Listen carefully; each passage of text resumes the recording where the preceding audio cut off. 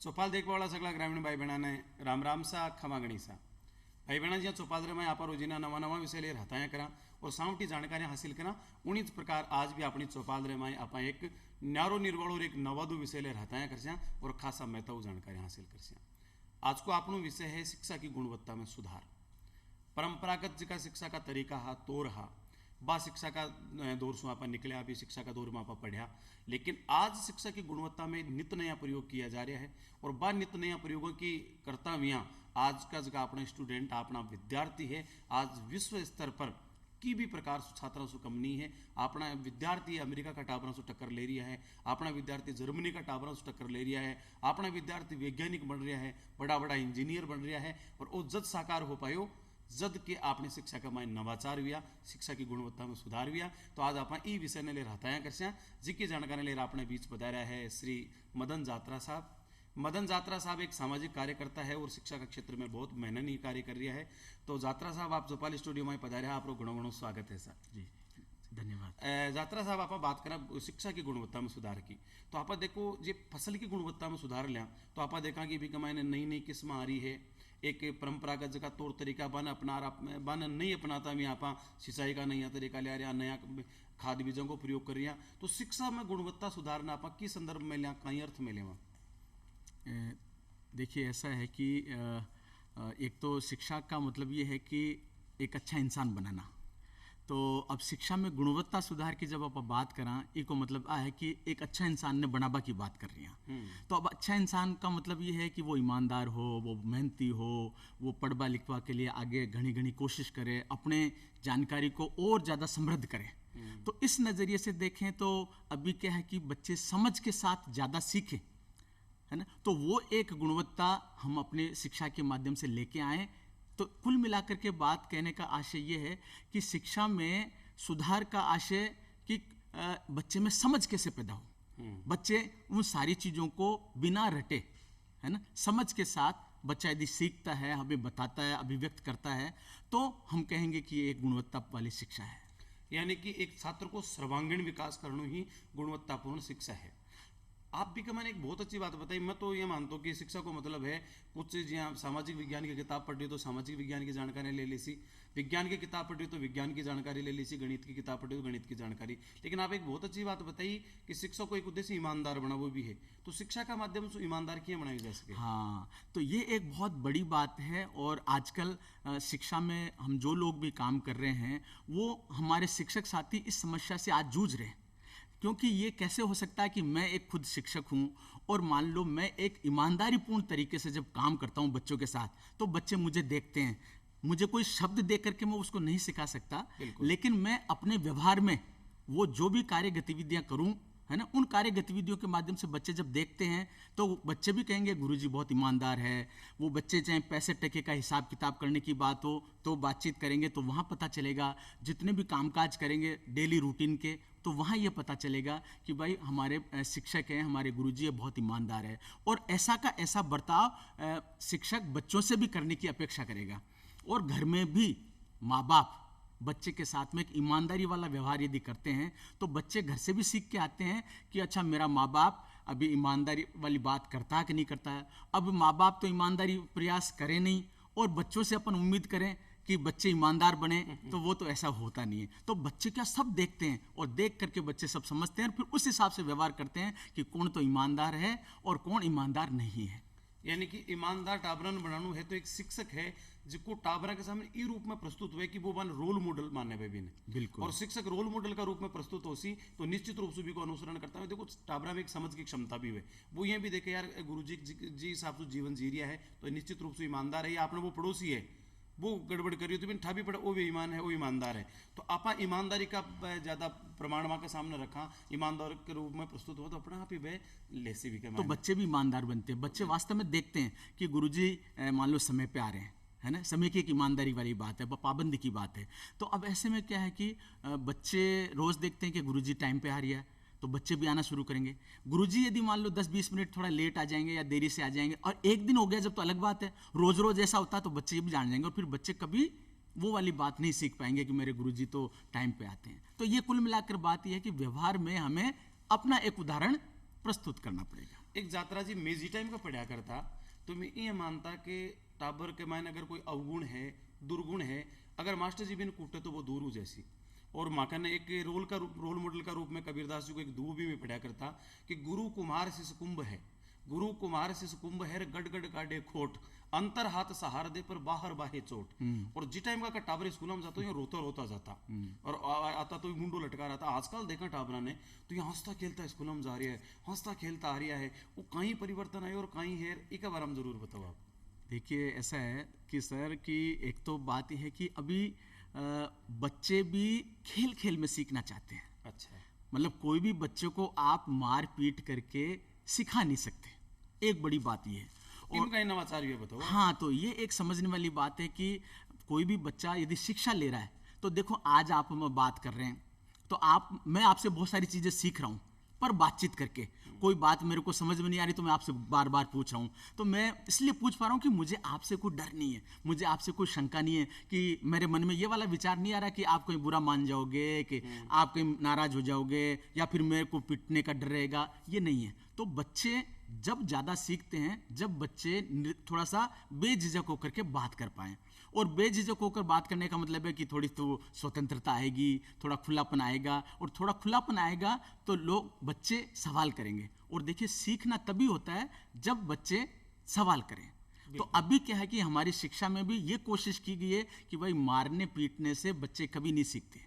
हमारे घर में भी आप देख लो, बच्चे छोटे छोटे बच्चों को भी अपन जब बात करने के लिए प्रेरित करते हैं, बच्चे जब सवाल करते हैं तो ऐसे ऐसे सवाल कर लेते हैं जिनका जवाब देना हमारे लिए मुश्किल हो जाता है। बिल्कुल। अब इसमें बच्चों का सीखना होता है। तो ये कोशिश की गई है शिक्षा में कि भाई शिक्षक साथियों को भी ज़्यादा तैयारी करनी पड़ेगी बच्चे के सवालों के हिसाब से। बच्चे के झिझक, बच्चे के जो प्रश्न हैं उन प्रश्नों को दूर करने के लिए शिक्षक को ज़्यादा तैयारी करनी पड़ेगी। और शिक्षक यदि ज़्यादा तैयारी के साथ जाएगा क्लास में तो निश्चित रूप से बच्चे ज़्यादा सवाल करेंगे और बच्चे समझ के साथ ज़्यादा सीखेंगे। यानी कि शिक्षक है जो टाबरा घुल मिल रहे, बहुत दूरी बना नहीं रखे, बाकन अहंकार को प्रदर्शन नहीं करे, बन डरार नहीं रखे, तो निश्चित रूप से गुणवत्ता में अपना आप ही सुधार राशि। हाँ। अच्छा, एक ये भी देखी कि जियान को आप वातावरण बताओ कि ईयन को वातावरण प्राइवेट स्कूलों में ही है, कहीं सरकारी स्कूलों में भी अब कुछ ईयन का भी है कि गुणवत्ता में सुधार होता है। जियान को आज वो है वातावरण प्राइवेट स्कूलों में, कहीं सरकारी स्कूलों में भी इनको बन रही है। देखिए ऐसा है सर, प्राइवेट में तो कितना होगा मैं उसके बारे में अभी ये अपनी बात नहीं कह पाऊंगा, लेकिन हमारे जो राजकीय विद्यालय हैं, हमारी जो सार्वजनिक शिक्षा व्यवस्था है, इसमें तो पूरा का पूरा ही ऐसा वातावरण है कि यहाँ बच्चों को निडर होकर के पढ़ाना है। यहाँ किसी भी प्रकार की कोई मार पिटाई का कोई प्रावधान नहीं है। और बच्चों को खेल खेल में, बच्चे आजकल क्या है कि खेलना ज़्यादा पसंद करते हैं, बच्चे गीत गाना ज़्यादा पसंद करते हैं, बच्चे किलकारी मारना ज़्यादा पसंद करते हैं, बच्चे नाटक ड्रामा करना ज़्यादा पसंद करते हैं, बच्चे चीज़ों को तोड़ना, उनको जोड़ना है ना, करके सीखना ज़्यादा पसंद करते हैं। तो हमारी समझ भी ये बने कि बच्चे जिस तरह से सीखते हैं, छोटे बच्चों को आप कभी देखो वो अपने तरीके से सीखते हैं, और उस तरीके को यदि शिक्षक अपने शिक्षण में शामिल कर लें तो वास्तव में बच्चे इस तरह से बहुत अच्छे से सीखते हैं समझ के साथ। तो ये निश्चित रूप से एक अच्छा कदम सरकार के साथ में मतलब एक तरह से लागू हुआ है, और हमारे ज़्यादातर शिक्षक साथी इस विधा का उपयोग करते हैं कि बच्चों को बिना मार पिटाई के, बहुत प्यार प्रेम के साथ, स्वतंत्रता के साथ, एक तरह से बिना भय के बच्चों को पढ़ाना है। ये वातावरण हमें देना है। और देखो इसमें भी एक बहुत महत्वपूर्ण बात है आपको बताने की कि जब कोई शिक्षक साथी भयमुक्त वातावरण बनाता है ना, तो शिक्षक को बहुत ज्यादा तैयारी करनी पड़ती है, क्योंकि वहां तो तैयारी के साथ ही बच्चों को रोका जा सकता है। डरा के भी इसीलिए रखे वो ताकि अपन पूछ ले नहीं। हाँ, तो ये गड़बड़ है कि भाई कोई भी शिक्षक साथी यदि मान लो रोक करके या डरा करके या पीट कर, तो उस स्कूल में आप देख लो कि बच्चों की उपस्थिति कम रहेगी या बच्चे बिल्कुल चुपचाप ही रहेंगे। अब आजकल तो लोग हमारे गांव में बहुत सारे लोग हैं जो दर्शक लोग देख रहे हैं, वो देख रहे होंगे आप आसपास में कि बच्चे जो चुपचाप रहते हैं उसको अच्छा मानते हैं कि भाई बहुत अनुशासन में शाणु है। लेकिन आज की ये शिक्षा पद्धति है, शिक्षण का जो तौर तरीका है, वो ऐसे तौर तरीके हैं कि बच्चों को थोड़ा बोलने दो, थोड़ा बात करने दो, थोड़ा प्रश्न करने दो, है ना। वो प्रश्न करेगा तो वास्तव में सीखेगा, और थोड़ा हंसेगा खेलेगा तो बच्चे का मानसिक विकास और जितने भी जो सीखने सिखाने के जो प्रक्रियाएं हैं, तरीके हैं, वो ज़्यादा शिक्षक को भी सीखने के लिए प्रोत्साहित करेंगे और बच्चे के लिए तो है ही है। आप बताया कि शिक्षा को जो मूल उद्देश्य है वो सर्वांगीण विकास है, ईमानदार बनाना है, बिने एक अच्छो कार्य देश को नागरिक बनाना है। तो एक आप बात बताओ जी, मान लो आप 5वीं तक के स्कूल के मायने शिक्षक एक वो भी दायित्व बना कि भी टाबर की प्रतिभा ने पहचाना है कि वो नेतो बन सके है, वो अभिनेता बन सके है, वो गायक कलाकार बन सके या वो खिलाड़ी बन सके। तो आप विकास के मौलिक गुण है को विकास भी करा। तो मान लो कि स्कूल के मैंने आपने किया को लड़को है जो बहुत बढ़िया अभिनय कर रही है, या एक लड़की यानी कि है कि वह बहुत बढ़िया गा रही है। तो शिक्षक के भी का अभिनय क्षमता को विकास और भी लड़की के गायन क्षमता को विकास करवा के लिए की प्रकार से वहाँ की गुणवत्ता में सुधार करे, एक बार हम आप बताओ। देखिए, आपने बहुत ही अच्छी बात रखी है और ये इस पे मुझे लगता है कि हमारे देखने वाले जो माँ बाप हैं उनको जरूर देखना चाहिए कि हर बच्चे में कोई न कोई कला होती है। बात करने की भी एक कला है ना, और कोई गायन में या कोई अभिनय में या कोई नाटक में या और कोई चीज़ में यदि बच्चे अपनी कला को करना चाहते हैं तो देखो, इसके हमारी सुबह सुबह की प्रार्थना सभा का एक कार्यक्रम होता है स्कूलों में। तो वहाँ पे क्या बहुत सारे बच्चों को यदि शिक्षक ऐसा मौका देता है कि अच्छा भाई किसी को कविता गाना आता है ना, तो कोई कविता गाएगा, है ना, कोई गीत गाना चाहता तो गीत गाएगा, कोई नाटक करना चाहता तो नाटक करेगा। तो शिक्षक ये इस तरह की विभिन्न गतिविधियाँ प्रार्थना सभा में करवाते हैं। तो वहाँ क्या है कि इस प्लेटफार्म पे बच्चों को मौका मिलता है और बच्चे बेझिझक होकर के वहाँ जब गाते हैं तो वहाँ एक संभावनाओं की तलाश होती है और धीरे धीरे जब बच्चों को मौका मिलता है तो बच्चे सच में इन प्रतिभाओं को उभारते हैं। आप देखो, बहुत सारे बच्चे कुछ गीत गाने में आगे होते हैं, कुछ नाटक करने में आगे होते हैं, कुछ ऐसे हो गए कि आजकल खेल में भी बच्चे आगे बढ़ रहे हैं। तो ये क्या है कि एक तरह से आपने बहुत अच्छी बात कही कि शिक्षक उन प्रतिभाओं को पहचानता है और पर वो क्योंकि शिक्षक में भी ये कहीं न कहीं गुण होना चाहिए कि वो गाता होगा, कि वो बोलता होगा, कि वो कहानियाँ पढ़ते होंगे, कि वो नाटक करते होंगे। तो ये कुछ कुछ चीज़ें यदि हम बच्चों को भी करने का मौका देते हैं हमारी बाल सभा के माध्यम से तो बच्चे निखर के आते हैं। आप जितनी बात बताई आप आती देर आता ही करिए कि मैंने एक बात निकल रही कि टाबर है इसका कठपुतली है और शिक्षक है माँ को सूत्रधार है। वो जिया जिया वो आंगलन अलासी माँ का धागा बंदेड़ा भी कठपुतलियाँ चालसी। आप बताइए कि बाल सभा है, वार्षिकोत्सव है, प्रार्थना सभा है, अपना गणतंत्र दिवस है, स्वतंत्रता दिवस है, वहाँ पर बाकी प्रतिभा में जो गायन है, नृत्य है, अभिनय है, बान प्रस्तुत करो जा सके है। तो आप बताए कि मैं मूल भूमिका शिक्षक की है, तो शिक्षक को आचरण, शिक्षक को जीवन की टाइप को होना चाहिए कि छात्र अपना आप ही अच्छा छात्र बने। वाह, बहुत ही अच्छी बात की आपने, ये बहुत ज़रूरी है। एक बात मैं वहाँ से शुरू करूँगा जो आपने बात बताई कि देखो, बच्चा तो देखो एक तरह से एक वो जीता जागता इंसान है, तो वो कठपुतली तो नहीं हो सकता, है ना, क्योंकि बच्चा क्या है कि जैसे आप सोच रहे हैं वो अलग हो सकता है, मैं सोच रहा हूँ वो अलग हो सकता है। तो हर बच्चा थोड़ा सा अलग है, वो अपने आप में बहुत यूनिक बच्चा है, तो उसका अपने सोचना समझने का तौर तरीके बिल्कुल अलग है। तो यहाँ एक बात है कि शिक्षक उस बच्चे को आगे बढ़ने के लिए उसके विकास में अपने आप की क्या भूमिका देखता है और उसमें कैसे गुण होने चाहिए। तो इस संदर्भ में मेरा ये मानना ये है कि सच में शिक्षक यदि ये मानता है तो वो असल में खुद सीखने वाला है। शिक्षक भी विद्यार्थी होना चाहिए कि मेरे को कोई अच्छी चीज नजर आई आप में तो मैं आप वाली चीज को सीख लूं और उसको बच्चों के साथ करके बताऊं। तो हमारे आसपास का जो परिवेश है, हमारा जो आसपास का एरिया, वहाँ पे हर एक के पास में इतनी सारी प्रतिभाएं छुपी हुई है। वो यदि शिक्षक निश्चित रूप से ये सीखते हुए करता है कि ये मेरे को इनमें बहुत अच्छी चीज़ नज़र आई, कल मैं भी इसकी कोशिश करूँगा। हमारे गांव में एक बहुत अच्छे गायक कलाकार है, मैं उनके पास थोड़ा समय दूंगा, उनसे कुछ चीज़ सीख करके, या मैं उनको स्कूल में बुलाऊंगा कि आप स्कूल में आना, मेरे बच्चों को थोड़ा सा सिखाना, और मैं भी सीखूंगा। यदि मान लो गांव में कोई अच्छा कहानी सुनाने वाले लोग हैं, आजकल क्या है कि दादी नानी, मतलब पहले भी इस बात को मानते थे पर आज भी मानते हैं कि दादी नानी यदि कहानी सुनाती है ना तो बच्चों को बहुत मजा आता है और बच्चे उस कहानी में ऐसे डूब जाते हैं कि वो उनका जो भाषाई क्षमता का विकास है बहुत द्रुत गति से होता है, बहुत तेज गति से होता है। तो मैं हमारे देख बड़ा भाई लोगों ना क्या बचाऊं कि भाई हमारे आसपास में जितनी भी दादी है, नानी है, काकी है, वहाँ मतलब उनको ये मौका देना चाहिए कि वो बच्चों को ज़्यादा से ज़्यादा कहानियाँ सुनाएं।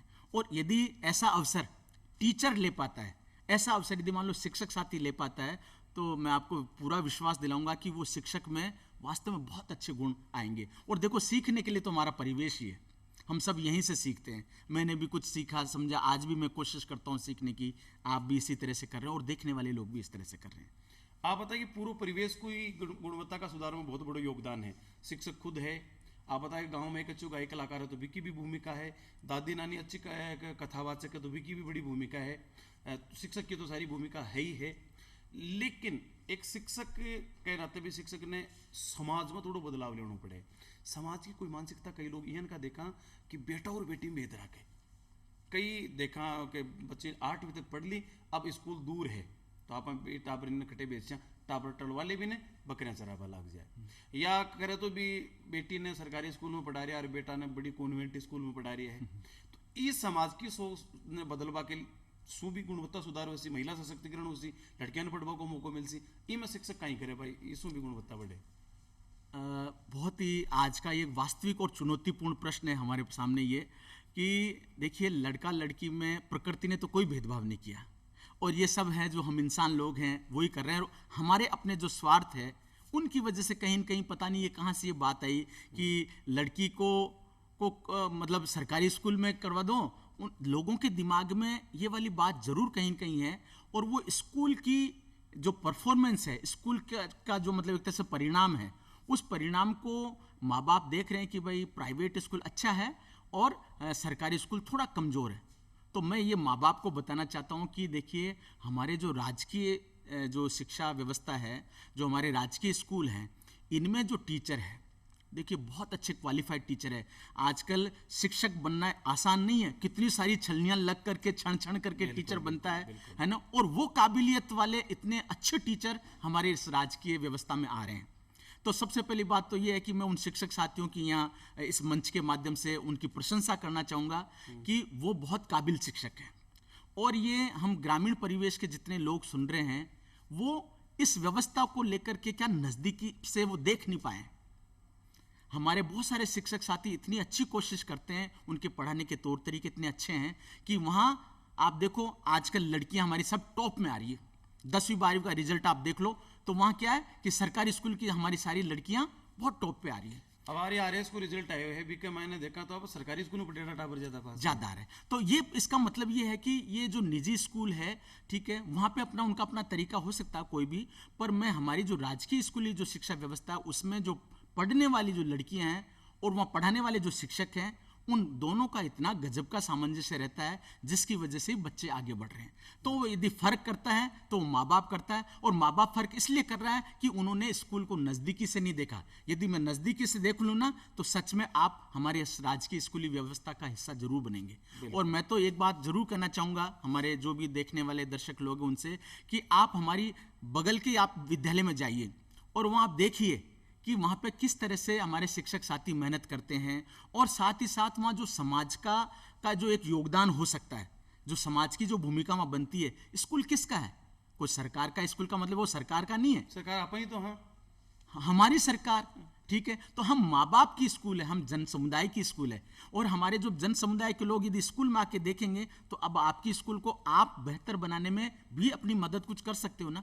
तो समाज को भी अपनी मदद करने के लिए थोड़ा आगे आना चाहिए। भाई मेरी सरकारी स्कूल है, मेरी सरकारी स्कूल में ये कोई छोटी सी कमी है, इस छोटी सी कमी को मैं पूरा कैसे कर सकता हूँ, तो मैं माँ बाप भी थोड़ी मदद कर दूँ। तो ये वाला दायित्व भी थोड़ा माँ बाप की तरफ भी आता है।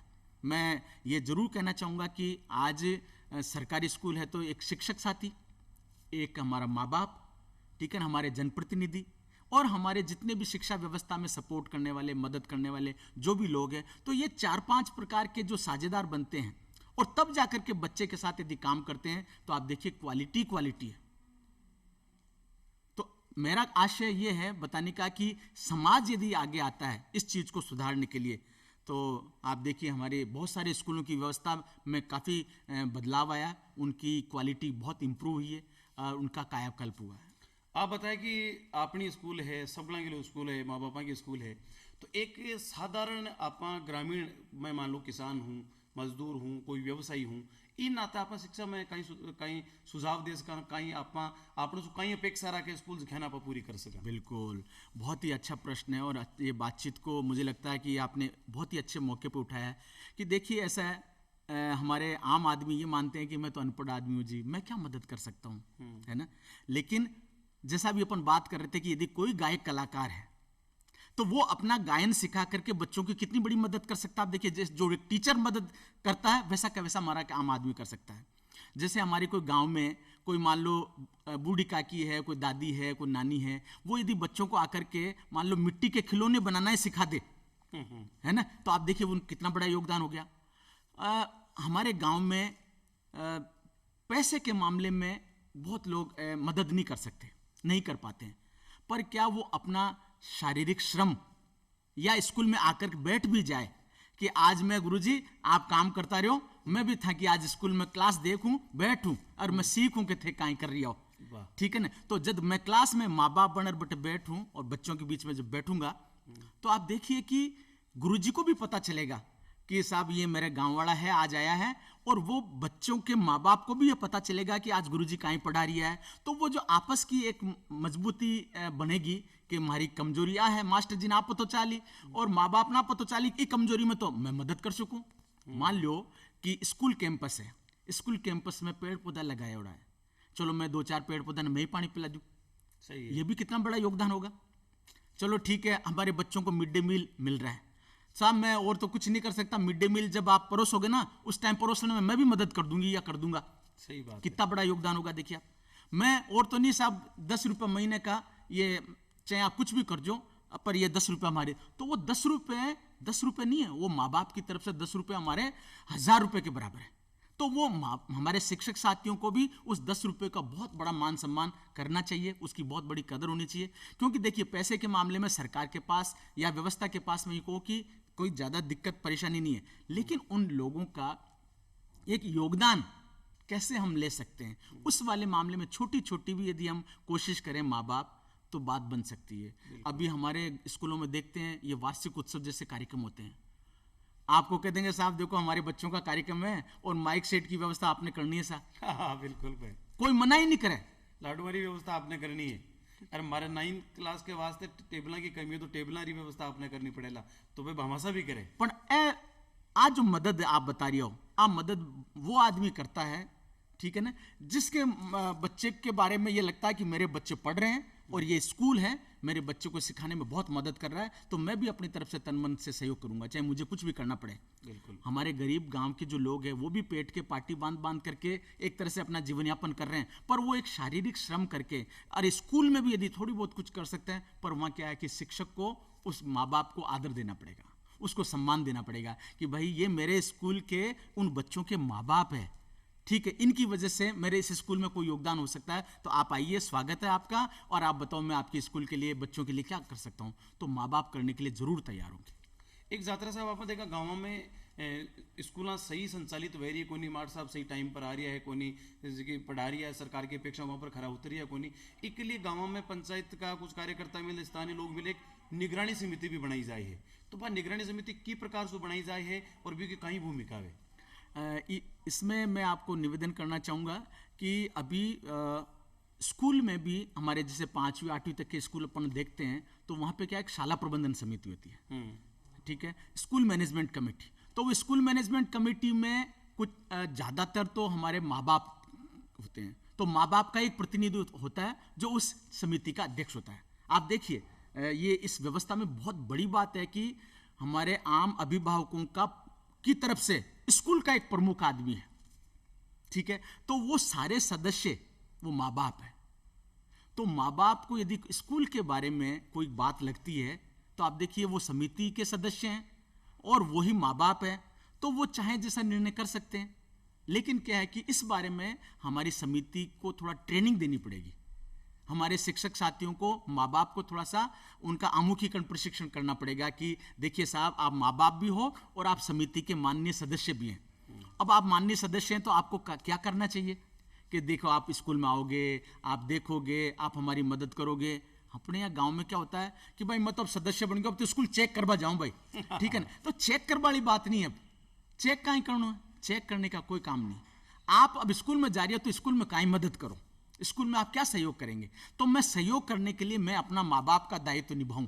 तो उस हिसाब से ये समिति बहुत ज़्यादा अच्छी है और बहुत ज़्यादा अच्छे ढंग से काम करती है। पर इसमें आवश्यकता ये है कि समितियों के प्रशिक्षण बहुत अच्छे से होने चाहिए, ताकि माँ बाप को लगे कि अच्छा मैं उस समिति का सदस्य हूँ, तो वो भी गौरवान्वित महसूस करे कि मैं अभी क्या हो रहा है कि अब ठीक है, समिति का सदस्य बन गया और उनको कोई आदर नहीं, कोई उनको बातचीत का पता नहीं, भाई मैं सदस्य तो बन गया पर मुझे करना क्या है। बिल्कुल यदि ये पता नहीं है तो वो समिति कोई भी काम की नहीं है। लेकिन मैं आपको बताना चाहता हूं कि जहां जहां ये समितियां बहुत अच्छे ढंग से प्रशिक्षित हुई है, वहां समितियों के सदस्यों ने बहुत अच्छे से काम किया, बहुत अच्छे उदाहरण बनाए उन्होंने, और इससे स्कूलों में समाज के और स्कूल के बीच में एक नजदीकी बनी है। जी जात्रा साहब, आप चौपाल स्टूडियो में पधार्या और घनी महत्व जानकारी दी ये वास्ते आपने घना घना रंग घना घना धन्यवाद। और भाई बहना ओहो आपनो आज रो चौपाल कार्यक्रम आशा करा आपने दायायो उसी फेल मिल से एक नया विषय के साथ जब तानी चाहूँ आपसे इजाजत। राम राम सा।